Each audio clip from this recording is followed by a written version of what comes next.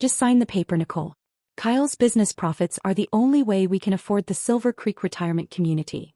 My mother whispered this right into my ear, squeezing my shoulder hard enough to bruise. She wasn't comforting me, she was forcing me. On the table sat a quitclaim deed, a piece of paper that demanded I give up my 20% share of our family home for absolutely nothing. My father, Drake, didn't even look up. He just tapped the signature line, waiting for me to hand over $185,000 to my addict brother. They were sacrificing me to secure their own luxury future. I didn't argue. I picked up the pen and smiled. I signed my name with a steady hand because I knew something they didn't. That money wasn't going to Kyle. I signed my rights away without shedding a tear because I knew the game was already over. Before I tell you what happened the moment the wire transfer hit, drop a comment and let me know. Have you ever had to protect a family member from their own stupidity? Where are you watching from right now? The title officer, a woman with glasses thick enough to see the future, tapped the final key on her desktop. Wire initiated, she said, her voice dry as dust. $185,000 sent to the account of Kyle Ventures LLC. The room seemed to exhale. My mother, Harper, let out a sob that was half relief, half delusion. She hugged my father, Drake, burying her face in his shoulder like they had just survived a war, rather than just selling their only asset to fund a pipe dream. Drake patted her back, puffing his chest out, looking at Kyle with the pride of a king crowning a prince. They weren't seeing a transaction. They were seeing the Silver Creek retirement community, golf carts and heated pools. They were seeing a future where their golden child finally made them rich. Kyle leaned back in his chair, the leather creaking under his arrogance. He looked at me, a smirk playing on his lips that made my stomach turn. "Thanks for the donation, sis," he said, winking. "I know it's hard for a secretary to understand high-level capital acquisition, but don't worry. When the company goes public, I might hire you to answer the phones. We'll need someone to order the coffee." I didn't respond. I didn't defend my job title or remind him that risk assessment isn't secretarial work. I just opened my laptop. It was already sitting on the table in front of me, humming in sleep mode. I woke it up. The screen glowed, reflecting off the polished mahogany. To them, it probably looked like I was checking emails, hiding my embarrassment in work. But I wasn't checking email. I was logging into the commercial banking portal of First Horizon Bank. This was the part they always forgot about. Laziness isn't just a character flaw, it's a security risk. Because Kyle was too hungover to drive to the bank 6 months ago, he had begged me to set up the LLC's accounts at the same bank where I keep my personal savings. He wanted it done fast. He didn't want to deal with the paperwork. So the transfers weren't interbank wires that took 24 hours to clear. They were internal. They were instantaneous. I watched the screen. The balance on the dashboard for Kyle Ventures LLC flickered. Then it updated. $185,000. Green and beautiful. The house money had arrived. Kyle was busy high-fiving our father. "To the moon, Dad," he shouted. "First round of inventory is on me." I moved my cursor. I had already set up the transaction template 3 days ago. It was sitting in the drafts folder waiting for a trigger. Destination: Nicole Personal Savings. Memo: Debt settlement, priority lien enforcement. I didn't hesitate. I didn't feel a pang of guilt for the house my mother loved or the retirement my father craved. They had made their choice when they handed me the pen. Now I was making mine. I clicked transfer. The screen refreshed. The green bar flashed success. The balance on the LLC account dropped like a stone in a well. $0. I closed the laptop with a soft, definitive click. The sound was small, but in the sudden quiet of the room, it sounded like a gavel coming down. A second later, a notification chime pinged from the pocket of Kyle's jeans. He pulled his phone out, grinning, expecting to see a six-figure confirmation that would validate his entire existence. He unlocked the screen. The smile didn't fade immediately, it froze. It curdled. He squinted, tapping the glass with his thumb as if there were a smudge covering the numbers. He refreshed the page. He refreshed it again. The color drained out of his face so fast it looked like gravity had taken hold of his blood. "Dad?" he whispered, his voice trembling. "Dad, where's the money?" "It's a glitch," Drake said, his voice booming with the false confidence of a man who had never been told no by a computer. "Refresh it again, son. The bank's probably just processing the wire. Big money takes time." I watched them huddle over the phone, desperate to find a signal, desperate to find the reality where they were rich and safe. They looked so pathetic. And for a second I almost felt sorry for them. Almost. But then I remembered who I was. And more importantly, who they thought I was. For 5 years, my family had treated me like a glorified secretary. They told the neighbors I answered phones. They told the neighbors I filed papers. They didn't know, Because they never asked that I am a senior risk assessor for commercial lending. My entire career is built on spotting liabilities before they become catastrophes. I don't answer phones. I audit the financial ruin of companies run by men exactly like my brother. Kyle wasn't an entrepreneur. He was a walking credit default swap. The truth they refused to see was simple. Kyle was a gambling addict. He didn't need seed money for a startup. He needed to pay off $200,000 in bad bets and maxed out credit cards before the court judgments started seizing his wages. 6 months ago he had come to me hungover and smelling of stale bourbon begging for help. "I need to go legit, Nick," he'd slurred. "Set up an LLC for me. You're good with the boring paperwork stuff." He was too lazy to do it himself. He didn't want to read the contracts. He just wanted a bank account he could dump money into. That was his mistake. Laziness is the architect of ruin. I remembered sitting in my kitchen drafting the operating agreement for Kyle Ventures LLC. I didn't use a standard template. I wrote Clause 4.2 myself. It stated that the manager has sole discretion to distribute funds to settle any debts held by the manager against the member. And then came the security setup. I remembered handing him his phone when the bank sent the two-factor authentication code. He had waved it away, rubbing his temples. "Ugh, the beeping is killing my head. Just set the admin number to yours, sis. I don't want the alerts." He handed me the keys to the castle because he couldn't be bothered to carry them. I looked at my parents now, Harper clutching her pearls, Drake sweating through his collar. They knew Kyle was a mess. Deep down they had to know. You don't bail a son out of jail 3 times and think he's the next Elon Musk. But they chose the lie. They volunteered to be duped because the fantasy of the golden child was more comforting than the reality of the addict. They would rather sell their home to feed his delusion than admit they had failed as parents. They weren't victims. They were accomplices. But I wasn't. Weeks ago I had used a shell company to purchase a portfolio of distressed consumer debt for pennies on the dollar. It was a bundle of defaulted loans. Kyle's loans. I didn't need gangsters. I had court judgments. I was his primary creditor. Legally I owned him. "It's not a glitch," I said, my voice cutting through their panic like a scalpel. They all froze. Kyle looked up, his eyes bloodshot and wide. "I moved it," I said calmly. Clause 4.2 of the operating agreement. The manager pays the creditors first. And guess what, Kyle? You owe me a lot of money. You hacked it. Kyle screamed, his voice cracking like a teenager's. He shoved the phone into our father's face, his finger jabbing at the screen so hard I thought the glass would snap. "She stole it, Dad. He hacked the account. Call the police. Arrest her." Drake grabbed the phone, his eyes scanning the transaction history. He stared at the debit line, $185,000, and the beneficiary name, Nicole Personal Savings. The color didn't just leave his face, it fled. He looked up at me and for a second I saw confusion. But then it hardened into something much uglier. Pure, unadulterated hate. He didn't ask about the debt I mentioned. He didn't ask why Kyle owed me money or why I had purchased defaulted loans. He didn't ask if his son was in trouble with dangerous people. He didn't care about the why. He only cared about the where. "Give it back," Drake growled. It was a command, the same tone he used when I was 12 and he wanted the remote control. "Right now. Reverse it." "I can't," I said, leaning back in my chair, crossing my legs. "It's a debt settlement. It's legally binding. Besides, the money is already in a high-yield trust. It's locked." "You little witch." Drake slammed his hand on the mahogany table, making the title officer jump. "You jealous, spiteful little witch. You couldn't stand seeing your brother succeed, could you? You had to ruin it." "Succeed?" I laughed, a cold, sharp sound. "Dad, he was going to wire that money to an offshore sports betting site. I didn't ruin his success. I prevented his felony." "Liar." Harper shrieked. She wasn't the soft, weeping mother anymore. She was a woman watching her luxury retirement evaporate. She stood up, her face twisted. "Kyle is a businessman. He has a vision. You're just a secretary who's jealous that we didn't sell the house for you." She pointed a trembling finger at me. "That was our money, Nicole. That was Silver Creek. That was the heated pool and the golf course and the meals prepared by chefs. We sold this house for us. We're going to be destitute because of you." I watched them, fascinated. It was like watching a car crash in slow motion, except the car was made of narcissism and the wall was reality. They still didn't get it.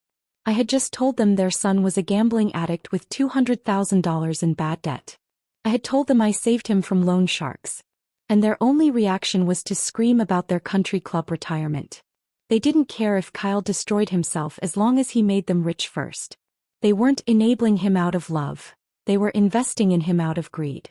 Kyle was pacing the small room now, running his hands through his hair, his breathing ragged. The reality of his situation was starting to sink in. The money was gone. The house was sold. And the people he owed money to, the ones who didn't use lawsuits, were still waiting. "You don't understand," Kyle panted, his eyes darting around the room like a trapped animal. "I need that money. Nick, seriously, stop playing. Transfer it back. They're going to kill me." "Who is going to kill you, Kyle?" I asked softly. "The investors," he yelled, but his voice wavered. He looked at Dad, then at Mom. He couldn't admit it. He couldn't tell the Golden parents that he wasn't a genius entrepreneur, but a degenerate gambler. So he turned the rage back on me. He kicked the empty chair next to him. It flew across the room and crashed into the filing cabinet with a deafening metallic clang. "You stole my life," he screamed, veins bulging in his neck. The title officer stood up, her face pale, reaching for the phone on her desk. "I'm calling security." "Don't you dare." Drake roared at her, then turned back to me, his eyes black. "Fix this, Nicole. Or you are no daughter of mine." I said, meeting his gaze with zero fear, "that ship sailed the moment you handed me the pen." I didn't flinch at his ultimatum. No daughter of mine. It was a threat that might have shattered me when I was 20, desperate for his validation. But I wasn't 20 anymore. And I wasn't looking for a father. I was looking for a return on investment. I reached into my bag and pulled out the blue folder. It was thick, heavy with the weight of receipts, contracts, and the poor life choices of a man who thought the world owed him a living. I slid it across the mahogany table. It stopped inches from Drake's clenched fist. "Sit down, Dad," I said. My voice wasn't loud, but it had the specific cadence I used in boardrooms when I was about to tell a CEO his company was insolvent. "And read." Drake didn't move. Harper, trembling, reached out and opened the folder. The first page was the operating agreement for Kyle Ventures LLC. I pointed to the highlighted paragraph. Section 4.2, I recited from memory. "The manager has sole discretion to distribute funds to settle any debts held by the manager against the member." "You signed that, Kyle." "You didn't read it, but you signed it." "So what?" Kyle spat, wiping sweat from his forehead. "I don't owe you anything. You're my sister, not a bank." "That's where you're wrong." I flipped the page for him. Underneath the agreement were stacks of transfer documents. They were stamped with the seals of 3 different collection agencies and a private lending firm that operated in the gray areas of the law. 2 months ago, I incorporated a shell company, I explained, keeping my eyes on Kyle. "I used it to purchase a portfolio of distressed consumer debt. Specifically yours. I bought your defaulted credit cards, your personal loans, and the gambling markers you signed over to those guys in Vegas. I bought them for pennies on the dollar because everyone else knew you were a bad bet. I now hold 3 separate court judgments against you, Kyle. Do you know what that makes me?"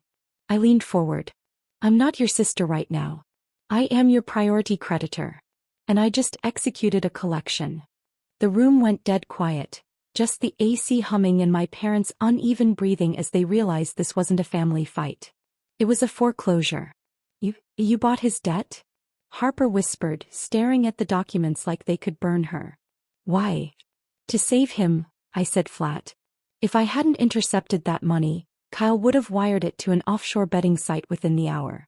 And when he lost, because he always loses, the people he owed wouldn't have sued. They would have shown up in person." I looked at Kyle, shaking, eyes flicking between the papers and me. He knew exactly who was coming. "I'm the only reason you're not facing fraud charges or worse," I told him. "I cleared your ledger. You're debt-free. Starting from zero is the gift. The house money was the price of your freedom." Drake didn't look relieved.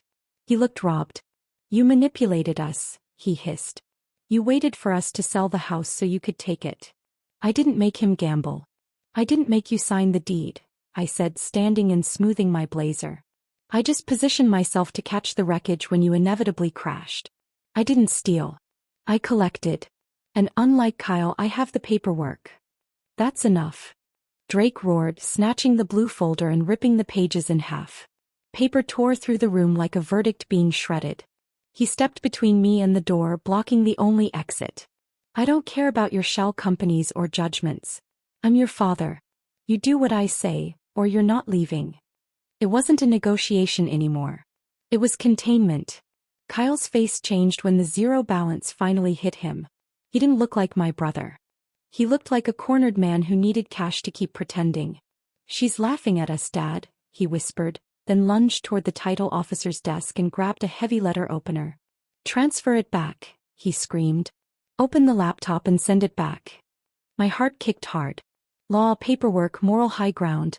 None of it mattered with Drake blocking the doorway and Kyle waving a weapon. I turned to my mother, waiting for her to stop it.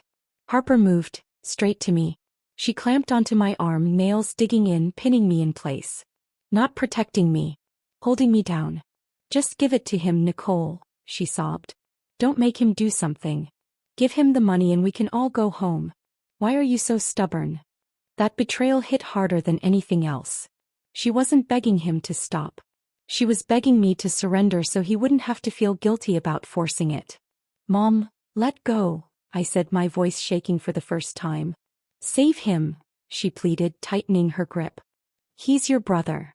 Kyle stepped closer, eyes wild. 3 seconds, Nicole. 1. I didn't touch the laptop. I slowly raised my free hand and pointed to the upper corner of the room. You really should have checked the security protocols, I whispered. The door burst open. 2 uniformed officers filled the doorway. Off-duty police assigned to the building. Drop it, the lead officer barked. Drop the weapon and step back. Kyle froze, then the letter opener clattered to the carpet. Drake tried to boom his way through it. This is a family meeting. But the badge didn't flinch. Back against the wall. Now. Drake got shoved aside like furniture. The second officer grabbed Kyle, turned him around and cuffed him. The click of metal cut straight through Harper's scream. No. Don't hurt him, he's a good boy, she cried, releasing my arm to rush them. I stood, arm throbbing where her nails had left marks. I picked up my bag. The officer glanced at the red crescents on my skin, the torn papers, the dropped letter opener. Ma'am, are you injured? I'm fine, I said, steady. He didn't touch her. Harper sobbed. Nicole, tell them it was a misunderstanding. I looked at her, terrified, not for me but for Kyle. He wanted me to lie. To protect the person who'd tried to force me to sign away my own money. He is my brother, I said, and Harper sagged with relief. I corrected, voice turning cold. Now he's a man who tried to threaten a creditor over a defaulted debt. I nodded at the torn documents. That transfer is what he owes me. He didn't like the collection methods. You're pressing charges? Drake choked, staring at me like I was the villain. You'll ruin his life. He ruined his own life when he picked up a weapon, I said. I'm just filing the paperwork. They dragged Kyle out, crying now, begging his parents to fix it. But the check had cleared. The police were real. And I was done negotiating. My parents stared at me, broken, furious, horrified. You're a monster, Harper whispered. No, Mom, I said, walking into the hallway. I'm the one who finally sent you the bill. A week later, the quiet in my apartment doesn't feel lonely. Feels like equity. I sit on my balcony with coffee and a notification. My high-yield savings posted its first interest payment. Small but clean. Money I didn't have to bleed for. The fallout was predictable. Kyle is out on bail, but the charge is only the beginning. I sold the remaining judgment rights to a collection agency known for being relentless. He'll spend years looking over his shoulder. Drake and Harper lost the house. The quitclaim deed was signed and notarized before the chaos, so the sale went through. A young couple moves in next month, unaware the place was ever a battlefield. My parents are in a motel off the highway, texting me in alternating waves of begging and rage. The latest from my mother. How could you do this? You stole our home. I don't reply. You didn't lose the house because of me. You lost it the moment you chose to sacrifice me to save him. You bet your future on a lie. And when the bill came due, I made sure the payment cleared to the right person. Delete. Block. Rick. Harper. Kyle. One by one. With every tap I feel lighter. I didn't just get the money. I refunded myself for 29 years of being the invisible daughter, the backup plan, the scapegoat. The sun is shining. My account is full. And for the first time in my life, I'm completely free. I walked away with $185,000 and zero regrets. But I want to ask you, at what price would you sell your relationship with your family? Or are there betrayals no amount of money can fix? Tell me in the comments.